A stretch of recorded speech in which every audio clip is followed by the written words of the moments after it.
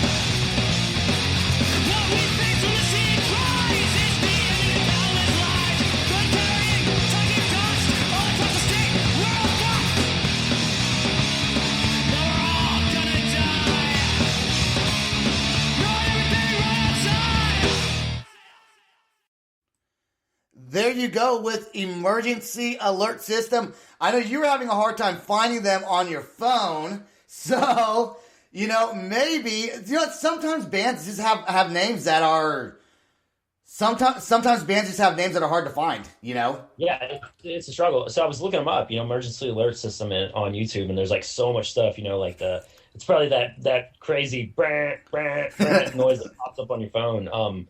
Even for us, right? School for the Deaf, we were like, we locked on the name. We're like, oh, we love it. And then it's like, well, we want to make sure. And like, in order for people to be able to search us easily, we're like, man, we'll just make it one word. And all this kind of stuff, and that separates us a little bit. So, that was smart. That was smart to do that on your guys' part by making it all one word. It makes it a lot easier to find. Because if you just type in School for the Deaf, I mean, There's a school for the deaf in Austin. It's an actual school for the deaf. And that's one of the reasons it pops in our head is we pass it. We pass the signs for it and stuff like that. And you always see, you see the people actually walking around. There's like special facilities and stuff, the things for them to cross the road and all kinds of stuff. So street light, signals and stuff. So. Yeah. And one good thing I like you on the podcast is you're like the researcher. Like, and every podcast you've done, you can like research the shit for us because it's just easier. Like, you're good at that. It's hard as a host to do that, but you're just sitting there having a good time. So you can just get out your phone and start looking shit up for me. Yeah. Look these guys up. Yeah. I wish we could have found a video of these guys. Yeah. You know what? I bet they'll listen to this, and then I bet if they even have one, and I bet they'll send, they do have videos on their Facebook page. They do. But they're a great band. We're happy that they were on the podcast. We're not trying to give you a hard time about your name. We're just saying, not at all. That's probably our shitty fault for not being able to find them. That is a cool name, though. Yeah, Suicidal Tendencies. So, yes. That's what makes me think. I believe those guys are from. I could be way wrong here, man. But I want to say those guys are from like. Man, I'm going to fuck this up. There's going to be some suicidal people out there that are like, what is this guy talking about? I feel like they're from up north, and I could be way wrong. Let's go into the next band, Diabology. They have a song called Seas of Eternity. I've had them on the podcast. Actually, I interviewed them. They're young guys. Jesse in the band is also in another band. Shout out to the Cheeseburgans. They're kind of like a punk rock family band, and Jesse's in that band, and he's also in this band, Diabology. So, super, for being as young as they are, they have a great, great, great sound. So, if you guys want Diabology to win, or any other band to win, make sure to go to votetheloudspot@gmail.com. Vote for your band, and the one who wins gets all the prizes. Here we go with Diabology, Seas of Eternity.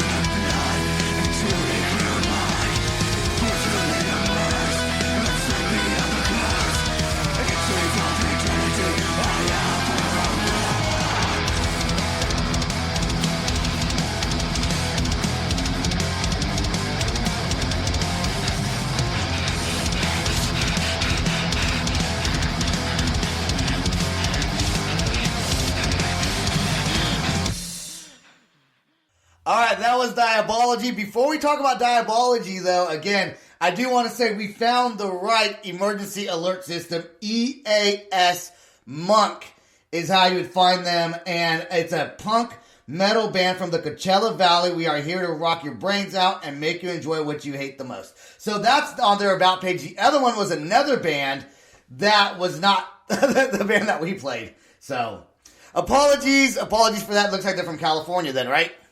Yeah, but that would be pretty cool actually to put to get like a band on there and try and pick out like what territory of on the map they're from, because I would have said up north somewhere. But that's what's really cool. And you got so the other band how do you say it? Diabology, yeah. They're from California as well, right? Yep, they sure are. Okay. So this is kind of if I listened to these guys, I would kind of be like that would be I would think California. But it's so interesting to see like you got, like this band Diabology is a bunch of I think so this video they have on YouTube is actually they're under 18 at the time of shooting this video, from what I understand. Yeah. So Yeah, Jesse just turned 18 like not that long ago. yeah, that's crazy. And but you can hear like what's kind of cool about that is you can hear influences of like, you go through the checklist of like what makes, the metal band like, classic, like, they're shooting the video. Some of it's like shot in the woods. Some of the riffs, like the main riff that's driving through is almost like kind of like somewhat of like a throwback to like the Metallica like one. Dude, I've never seen. I don't think they sent me the link to the video. I probably haven't watched. I know I haven't watched it, but now you're making me want to watch it. So now I'm gonna go. Now I'm gonna go watch it. Yeah, but that's what's cool is it's like it's like they're staying true to the kind of like to the like very traditional roots of some of this type of metal. So they're doing it a service, man. They're definitely doing a good job. I'm curious to see how they grow because they are young. And Jesse, if they have this sound now, if the band stays together, into their late 20s, what kind of just fucking epic sound, metal sound they're going to have, in just 5, 6, 7, 8 years from now? Yeah, for sure. And it's like they definitely will. They have plenty of stuff to explore in that thing that's still for sure in that, I guess what I'm saying is in that genre, there's plenty of ways to still make it your own, which is what they're doing.